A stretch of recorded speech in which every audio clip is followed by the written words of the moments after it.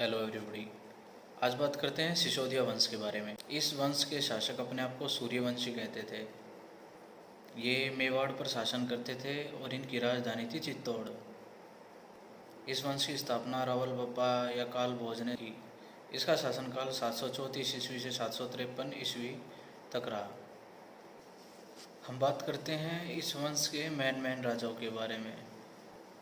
इस वंश के 28वें शासक सामंत सिंह थे। इसका कार्यकाल 1172 ईस्वी से 1179 ईस्वी तक रहा। पृथ्वीराज चौहान की बहन की शादी इससे हुई थी। सामंत सिंह को कीर्तिपाल राजा ने हराया। इसके बाद समर सिंह के लड़के रतन सिंह के बारे में हम चर्चा करते हैं। इसका कार्यकाल 1301 ईस्वी से 1303 ईस्वी तक का रहा। इसके शासनकाल में अलाउद्दीन खिलजी ने इन पर आक्रमण किया और इनको हराया और रानी पद्मावती और अनेक रानियों को जौहर करना पड़ा। इसके बाद इस वंश का मुख्य राजा हमीर सिंह हुआ। 1326 से 1364 तक इसका कार्यकाल रहा। फिर 1433 से 1469 तक महाराणा कुंभा शासक रहा। फिर 1509 से स्थायित्व राणा सांगा। इसके बाद 1572 से 1597 तक उदय सिंह का लड़का महाराणा प्रताप शासक बना। और इस वंश का जो अभी भी शासक महाराणा महेंद्र सिंह, इसका कार्यकाल 1984 से शुरू हुआ है। हमने इनके मेन राजाओं के बारे में आपको बताया है क्योंकि इनके राजाओं की लिस्ट बहुत लंबी है। इसमें टोटल 62 शासक हैं। अब गहलोत या सिसोदिया वंश के बारे में विस्तार से चर्चा करते हैं। इनके काल में क्या क्या घटनाएं घटित हुई। इस वंश के जैतर सिंह ने 1227 ईस्वी में भूताल के युद्ध में इल्तुतमिश को हराया। इससे पहले इनकी राजधानी नागदा थी। फिर इसने चित्तौड़ इसकी राजधानी स्थापित की। इसके बाद 1248 में इसने नासिरुद्दीन महमूद को हराया। यह वंश 1158 में 2 भागों में बट गया। इसमें राजा रण सिंह था। पहला सेम सिंह, इसने अपने पीछे रावल लगाया और जो दूसरा था राहब, उसने अपने पीछे सिसोदिया लगाया। इस वंश के 1179 में कुमार सिंह ने कीर्तिपाल को हराया। 1301 में जो राजा रतन सिंह था, इसके भाई का नाम कुंभकर्ण था। इसने अपना वंश नेपाल में स्थापित किया। 26 अगस्त 1303 को अलाउद्दीन ने चित्तौड़ जीता क्योंकि ये सैनिक और आर्थिक दृष्टि से महत्वपूर्ण था। यहाँ से गुजरात, मालवा, मध्य प्रदेश का रास्ता जाता था जो दक्षिण पर नियंत्रण के लिए महत्वपूर्ण था। फिर इसने अपने पुत्र खिज्जर खां के नाम पर चित्तौड़ का नाम खिजराबाद रखा।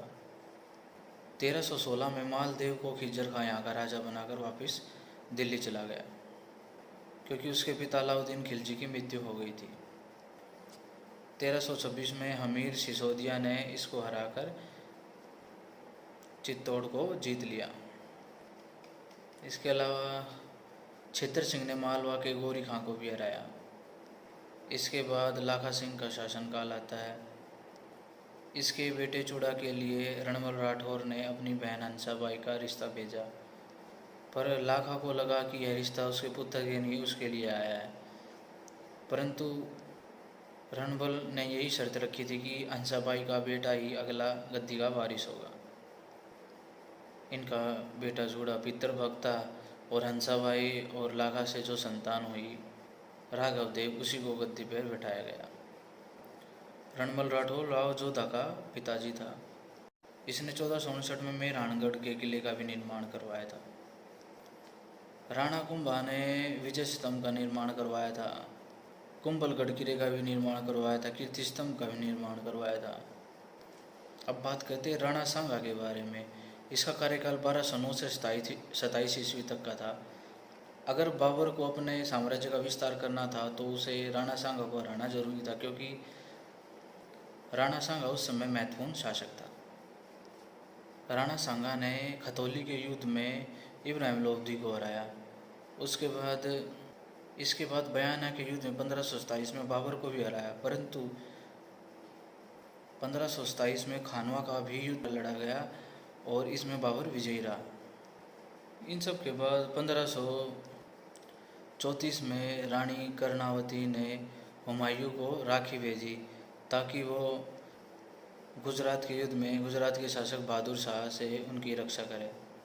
1543 में उदय सिंह ने शेर सिंह को किले की चाबी सौंपी और खुद महाराजा उदय सिंह उदयपुर चला गया और निरंतर अकबर का इनसे युद्ध चलता रहा और 1568 में अकबर ने इन पर विजय प्राप्त की।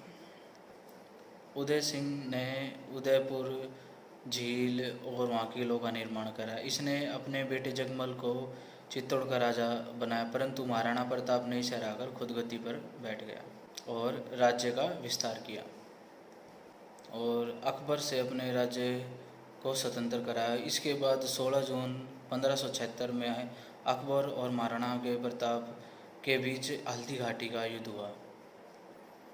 ये युद्ध अनिर्णायक रहा, पर कई जगह उल्लेख मिलता है कि अकबर इसमें जीत गया, पर मुगल चित्तौड़ पर कब्जा नहीं कर पाए थे। अमर सिंह और जहांगीर के बीच 1615 में संधि हुई।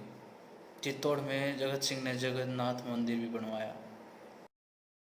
अमर सिंह II ने जयपुर के राजा सवाई जय सिंह के साथ मिलकर जोधपुर के राजा अजीत सिंह को मुगलों से आज़ाद करवाया और राजा अमर सिंह II ने सवाई जय सिंह से अपनी बेटी की शादी का प्रस्ताव रखा और कहा, इनसे उत्पन्न संतान जयपुर का राजा बनेगा अगला।